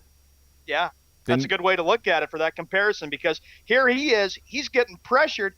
And you're right, 10 minutes, and then finally a Seahawk jumps up and catches it, and they go up. Didn't even cross my mind. Mm-hmm. So I didn't even cross that San Francisco thing. Didn't even cross my mind, Sean. Yep. Hey, let's run to our final update of the day. This update, take it away, Sean Mann. Final update of the day. All right, Jeff, thank you very much. NFL, speaking of which, since we're talking about it, the Pro Bowl is this weekend. It'll be the AFC, the NFC. Enjoy watching that. The game starts at 8 p.m. Eastern Time, which is 5 p.m. Pacific. Major League Baseball, Max Scherzer, the deal is all complete. He signed on Sunday night with the Washington Nationals, 7 years, $210 million. In the NBA, here are the games that we have for tonight. On NBA TV, it'll be the Oklahoma City Thunder taking on the Miami. And lastly, it'll be the San Antonio Spurs at the Denver Nuggets. In the NHL, here are the games that we have underway. The Senators and the Rangers tied at 0. Capitals lead the Oilers 1-0 in the first period. Predators at Canadiens. Wild at Red Wings. Canucks at Lightning. Game on NBC Sports Network. Penguins at the Flyers. Bruins at the Stars, and Coyotes taking on the Blackhawks. That is the final update for Sports World Radio. When we come back from the commercial break and this final update, it'll be the Skippy Bayless Bash Hour. Welcome to the Man Manual. Man comes with a multifunctional casing known as skin.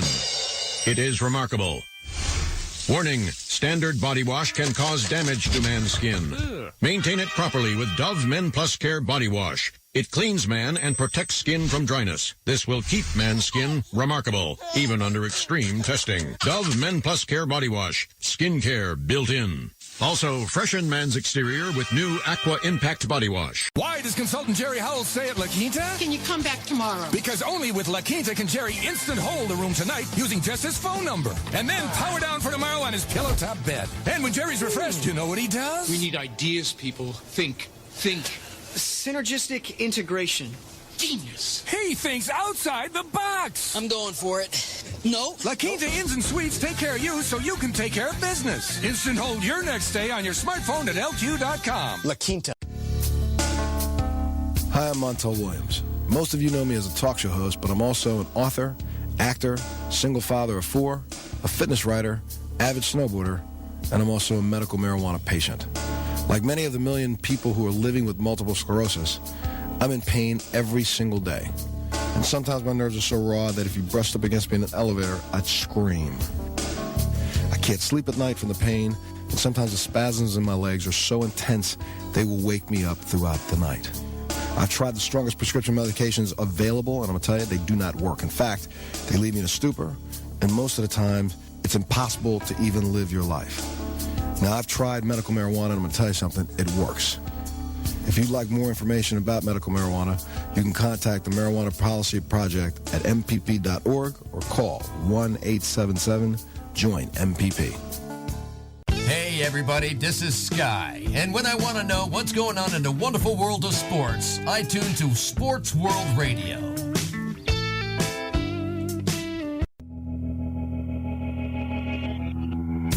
All right, welcome back to the show. Jeff Escal, Sean Mann, and Frank Sprankle bringing you the fastest 2 hours of sports talk each and every Monday through Friday right here on SportsWorldRadio.com. All right, what do you got, Sean? It's the Bashy Hour, ain't it? Yes, it is. Skippy Bayless came out and said that Aaron Rodgers, now 6-5 in playoffs, 1-1 in the NFC title games, with just 1 TD pass to 4 interceptions, and he's on the way to becoming the greatest ever. Whatever. He's having a tough time right now, isn't he? I think he could be one of the greatest ever. And look, let's just see how the Packers respond next year. For all we know, this could motivate them to go to Santa Clara. I don't know. After choking that game, that could haunt them for a long time, and they may not recover. Some teams don't. Then he won't be the greatest of all time. Skippy Bayless said that what the Atlanta Hawks are very quietly doing, winning 25 of last 27, is no fluke. You better believe they can win the East. And you know what, Skippy, as much as I disagree with you on things, I happen to agree with you because the Atlanta Hawks are no joke. Yeah, but later on the show, he said the Golden State Warriors are the best team in the NBA. So he's talking out of both sides of his ass. Well, it ain't going to be the Chicago Bulls that are going to be winning the East unless they find a way to get it out of their you-know-whats. They're not going to win the NBA East. They looked terrible last night against Cleveland. Oh, goodness. And they're supposed to beat the Cavaliers. Yeah, I know. They looked disgusting last night against them. But not only that, they lost to Washington twice in a week. Skippy Bayless said that Mike McCarthy needs to be let go. No. Okay, Skip. Skip. Who would replace him? That's the first question. Who's going to replace McCarthy? That's what Jeff would say to Bayless in a debate, saying, yeah, really, Skippy? Who would replace? Who would the Packers get? It's easy to say, fire him, let him go. Who are you going to replace him with that's going to be better? Huh, Skip? Answer me that, and then I might agree with you that they might have to let him go. Answer me that first. Probably some cheesy excuse. He probably would say that to you, Jeff. He's got no excuse because he can't say anybody better. Yeah, he probably thinks he could do a great job coaching the Green Bay Packers. No, he'll probably say Charles Barkley. Skippy Bayless said sport. that. Here you go, Jeff. Skippy Bayless said that my Atlanta Hawks will take on my Cleveland Cavaliers in the Eastern Conference Finals. Oh, my God. Oh, I am insulted. I told you. You knew that was coming. I told you yesterday that was coming. Yep, you told me weeks in advance, so I was just waiting for the moment to tell you. This is what I have a question. Is Skippy Bayless going to take residence in Atlanta now?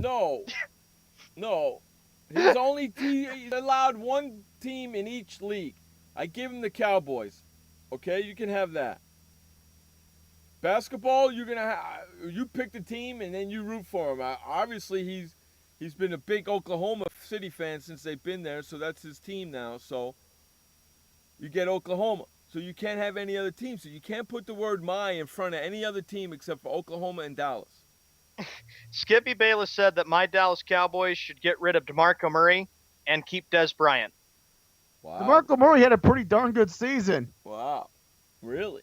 Look, I don't mind him saying my Dallas Cowboys. He probably Cowboys. thinks Frank, he probably thinks getting rid of DeMarco Murray will open up room to get Adrian Peterson. That's probably what he's thinking. He's probably saying, go get Adrian Peterson when he's reinstated on April 15th. I have a message for Skip Bayless. There are 30 teams in the National Football League.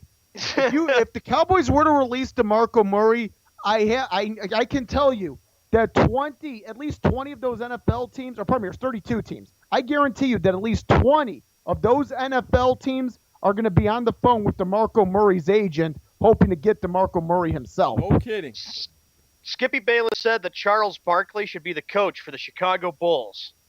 Tom Thibodeau is a pretty good coach. They're struggling right now, but let me ask you, could Charles Barkley be an NBA coach, period? No, he can't even. He can't even be a high school coach. And Jeff doesn't even watch him on Inside the NBA. No, I can't stand him. He's terrible. I didn't like him as a player. I don't like him as a commentator. I don't like him as a golfer. I don't like him as a person. Okay, as far as the 3 out of 4, I actually do like Charles Barkley. Excluding the golfer. How about Barkley coming to Jeff's studio and getting a chance to meet with Jeff Eskel? I wouldn't allow him in here. Skippy Bayless said that Derrick Rose is a cancer to the Chicago Bulls. He might have a point there because Derrick Rose is not playing up to his full capability yet. I can agree with that. What do you say about that, Frank? I can see that to a point over the last couple of seasons. Even Charles Barkley has called out Derrick Rose. I will agree because you know what? You got to play hurt at some point. Even this year too. And especially, he's not playing up to his full capability. He's jogging back and forth. He's not running at full speed yet. Come on. Skippy Bayless said that he's not impressed by the Chicago Cubs offseason moves. You saw I got one name, 2 words. John Lester.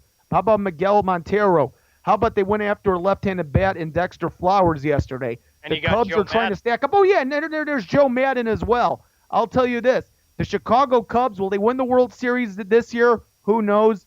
They're going to be playing for that goal that they haven't accomplished since 1908. But I'll say this. The Chicago Cubs are in the right direction for the next few years to come. I win the debate here. Skippy Bayless said that he's happy for the Chicago Bears getting John Fox. Actually, so am I. Actually, so am I. I knew I'm happy too. I knew you'd be happy about that, Frank. I was thinking. Well, here's the thing. Say what you want about having Peyton Manning. He did take a struggling Carolina Panthers team to a Super Bowl. I mean, people don't remember that because all they remember are the New England Patriots, the fact that they won that game. But at least they got to the Super Bowl. The Carolina Panthers, and do people even remember the Carolina Panthers playing in the Super Bowl?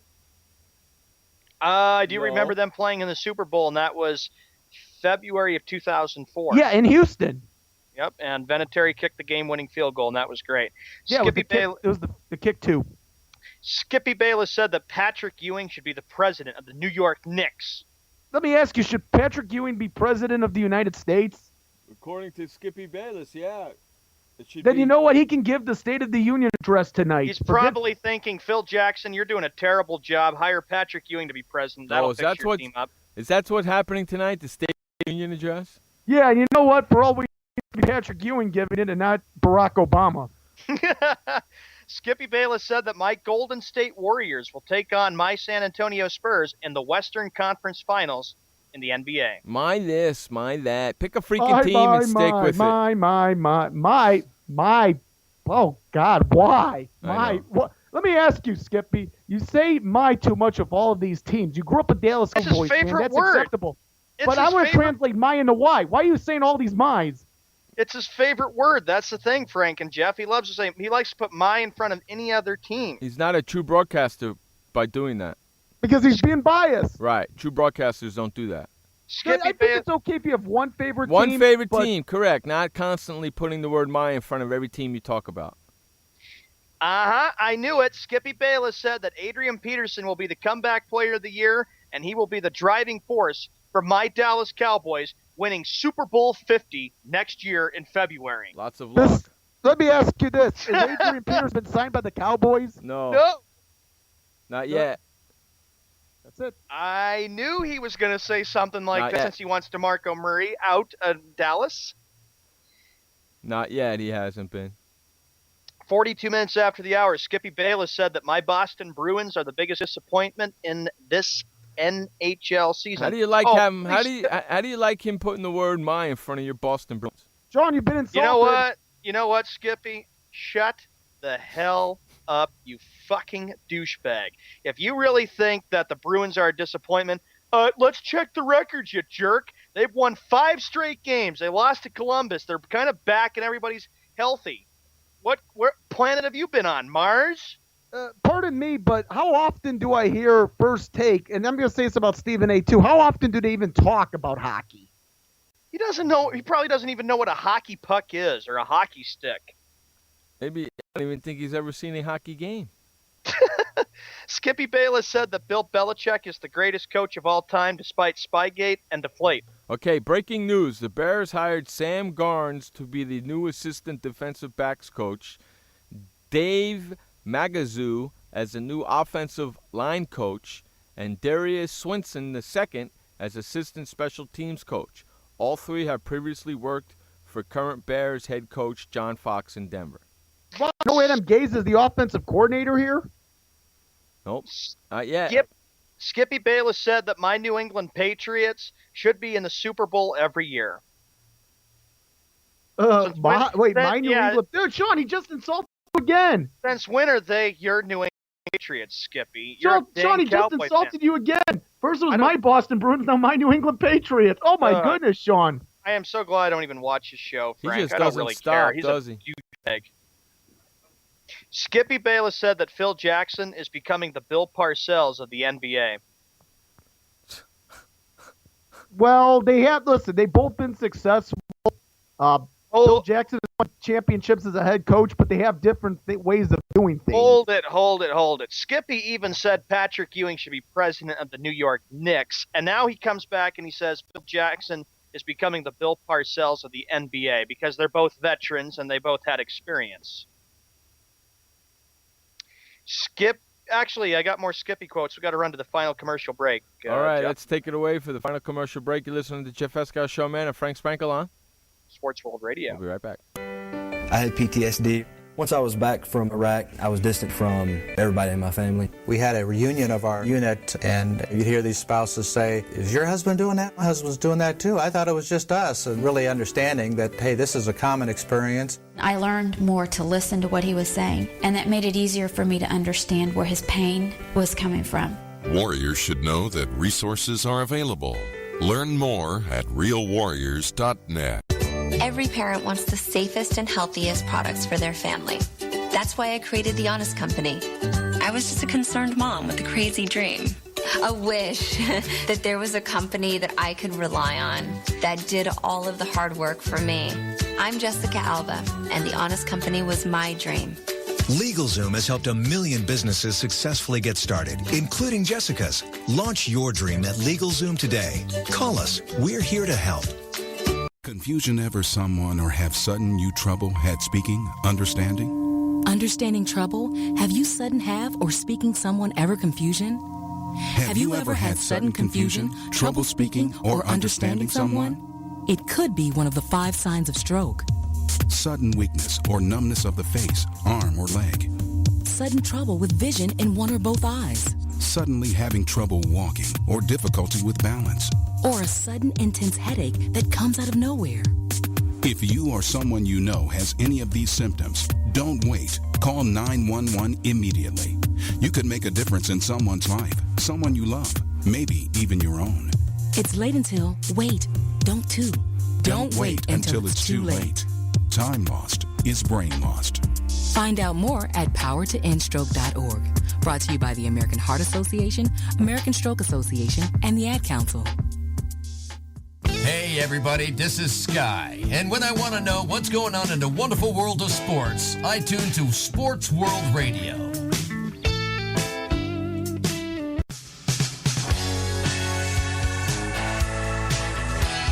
Hey, what's going on, everybody? Welcome back to the final segment of the show here. We've been doing this for 2 hours each and every Monday through Friday right here on SportsWorldRadio.com. 6 o'clock on the East, 3 o'clock on the West. If you live in the Central, that'd be 5 o'clock. Yourself.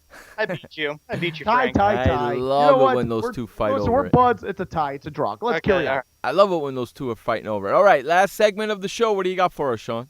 All right, Skippy Bayless said that Jerry Jones should be the NFL commissioner and Charles Barkley should be the NBA commissioner. Oh my God! Can somebody hand me a gun so I can shoot this son of a bitch in the head? Because he just really says the stupidest things in the world. Let me ask you this. I want to know from Skip Bayless who should be president of the United States. Who in 2016 should be elected to the United States? Me. Oh, boy. Should be. I'll fix I this. can run for president in 2016. I'll be 35. Hey, I'll fix the deficit in 2 minutes, man. I'll legalize marijuana. I'll fix the deficit in freaking 1 year. The deficit will be gone. What about cutting foreign aid? I'm cutting foreign aid, too. We don't need to help those sons of bitches no more. That's what I would do because we have problems in this country. We need to solve our own. That's right. We need to solve our own problems. I'm cutting all foreign aid right now. If you don't like it, go scratch my ass. Skippy Bayless said that my Boston Red Sox better win the World Series next year. Oh, how do you feel about being dissed again, Sean? That's the trifecta. That's the trifecta right there. No comment. I'm going to just move on. He's Skippy Bayless dissed. said that LeBron James should go back to Miami. He's dissed all three of the Boston teams, didn't he? Didn't he, Frank? You know what? I'm starting to think Skip Bayless may be listening to us. He might be. Hey, Skippy, if you listen to the show, you put out there a formal debate asking any sports host, you take on any sports host on a debate. Well, here I am. My name is Jeff Escow, and I want a piece of you. By the way, I'm bringing the grill with the brats, the burgers, and the beer. Good, because I want a brats and a beer before I go on the air. Dude, come over by me. I'll have the grill. Good. Skippy Bayless said that LeBron James should go back to Miami. Well, hey, what's up, Mike? How you doing? Mike in the house. Your other Red Sox fan there, Sean. You bet. Your buddy Mike. Barkley is going to coach half the league and be commissioner in between. He will be in Vegas gambling away. That's what Hey, Mike Mike, said. what do you think about me running for president in 2016? Oh, a Sprankle in the White House? A Oh, Sprankle. boy. Dude, seriously, I'm not running on no political party. A Sprankle in the White House. Dude, you know what? Dude, you know what I would wear? I would honestly have the shirt and tie, but you know what I would don? I would ask Mike Dick if I can borrow, because I have the Mike Dick sweater. You know what it would say? It wouldn't say Bears. You know what it would say? It'd be red, white, and blue, and it would say President. Skippy, well, what do you say about him saying LeBron should go back to Miami? That's what Skippy Bayless said. I think Skippy should go back to Oklahoma. Skippy, go ahead, Frank. It's too late. Listen, it's too late to make the U-turn back to Miami. Sorry. Take my talents to South Beach. Get back to Lake Erie. Skippy Bayless said that my Cleveland Cavaliers are the poster organization of the NBA. Wait a minute. Did he say first it was his? Did he say? Wait. He didn't say your Boston Celtics, because then that would take the cake. But wait, didn't he say my Cleveland Cavaliers, Correct. my what? Atlanta Hawks, my Golden State Warriors. Correct. What is it, Skip? What is your favorite NBA team? You can only pick one. He doesn't have one. He's got many. That's why he puts the word "my" in front of every goddamn team he talks about, because he can't stick to any convictions, because he changes his mind more than a woman changes her tampon when she's on her period. Oh, dude, that was pretty cool. You like that, right? Skippy Bayless said that Aaron Rodgers is becoming the Peyton Manning of the NFC. Great regular season stats, but falls short in the playoffs. I kind of agree with him. I could see that. I could see He's that. starting to slip in that direction, but I want to see what Aaron Rodgers does over the next couple of years. But how much younger is Aaron Rodgers to Peyton Manning? See, 39-year-old Manning will be in March. I'm not sure how old. Rodgers is 31. Rodgers is 31, so he's got at least a minimum of 5-6 more years left. Yeah, let's wait a couple of years before. But that's an interesting quote. I actually tend to go in the direction of Skip Bayless and that. Well, let's see what the next 2 seasons are like for Aaron Rodgers before we make that determination. Skippy Bayless said that he can't wait for Lenny Kravitz and Perry at the Super Bowl. He said some of his favorite performances at the Super Bowl was Prince, Paul McCartney, Black Eyed Peas, The Who, and U2. Does he know who Prince is? Let's scratch that. Let's scratch that halftime show and have the Escow Bayless debate at halftime of the Super Bowl. right. Here's what I said: we'll dim the lights at University of Phoenix Stadium. At midfield, we'll have 2 spotlights. One on you, Jeff. Question the other on is- Skip Bayless. The question is, would the American public want to go for that? I They don't probably care. would take a vote and say, we need to vote first if we really want this to happen. That's right. You know how you place. You know how you ask the poll question. You know how you ask the vote. This is how you ask the question. Do you want to see Skip Bayless get his ass beat in a debate at halftime of the Super Bowl? I do. That's how you ask the question. I want to see you both. Listen, here's what I want to see. I want to see you both you both going head to head. I'd take him out. I'm taking him out. I would love to see you two exchange punches. I'm gonna make him cry I'm gonna make him my bitch. Make him my little bitch that he deserves to be. What, can we have spotlights at yes. Spotlights at Let the lights are spotlight- off, except two spotlights That's right. at midfield. One directly on you, Jeff, the other on Skip Bayless. And I'm gonna take him out like the little bitch that he is. Because he can't be using the word my. You get one team in each league. One team in the NFL, one team in the NBA, one team in the MLB, and one team in hockey. That's what you get. You don't say, my New England Patriots are going to lose to my Seattle Seahawks, or my Seattle Seahawks are going to lose to my New England Patriots. You don't get to say that. You get one stinking team. It was the Dallas Cowboys. They're out. Therefore, you get no more my in front of any other team that's playing right now. And the crowd would go nuts. And they would start cheering, Jeff, Jeff, Jeff, Jeff, Jeff, Jeff. And then all of a sudden Frank starts to Skippy, Skippy, Skippy. Dude, could you imagine? You suck! How much? You guys know I'm hyperactive. Dude, could you picture myself at halftime of the Super Bowl? Yeah. How much energy I would have? He probably would do this, though. He probably would think that he probably would be so upset and fed up with the way Jeff would treat him. He probably would say, he probably would want to put Jeff and Sean and Frank in jail. He brought, you know what, Skippy? You bring it on yourself by the stupid remarks that come out of that garbage hole of you call your mouth. I'm just saying. That's the end of the Skippy Bayless Bash Hour. I got time for another story. Frank, I wanted to talk with you about this moving on. The Washington Nationals have landed right-handed pitcher Max Scherzer, 7-year deal worth $210 million. Well, not yes. So let's say that yes for the Nationals. Frank, Go ahead. Frank, is this good for the Washington Nationals? Well, they certainly paid a lot for him over how many years now? 7. 7 years? Okay. 210. 7 years, you do have to question, what is Max Scherzer going to be like in 4, 5, 6, 7 years? The fact of the matter is, when you pay somebody this much money over a 7-year period, you have to think about the risk here. You're getting a quality pitcher in Scherzer to already a strong rotation. Right. But the fact is, though, and this is what does scare me if I'm a general man signing a pitcher to this much cash. How do I not know he is going to need Tommy John surgery almost year in and year out, and then all of a sudden $210 million over 7 years has been wasted?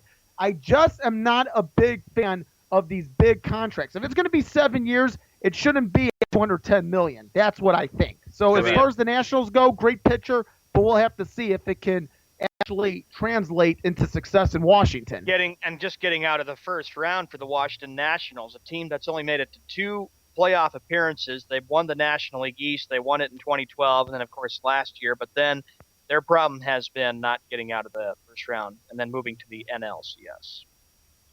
Well, they definitely – and here's another thing, too. The big losers here, you got to understand, this is the Detroit Tigers because you had Scherzer, you had Porcello. Porcello's in Boston. Now Scherzer is in Washington. You're pretty much left with one main guy, and that's Justin Verlander. And you got a question coming off a shaky 2014. What's Verlander going to be like in 2015? Come on, Flyers.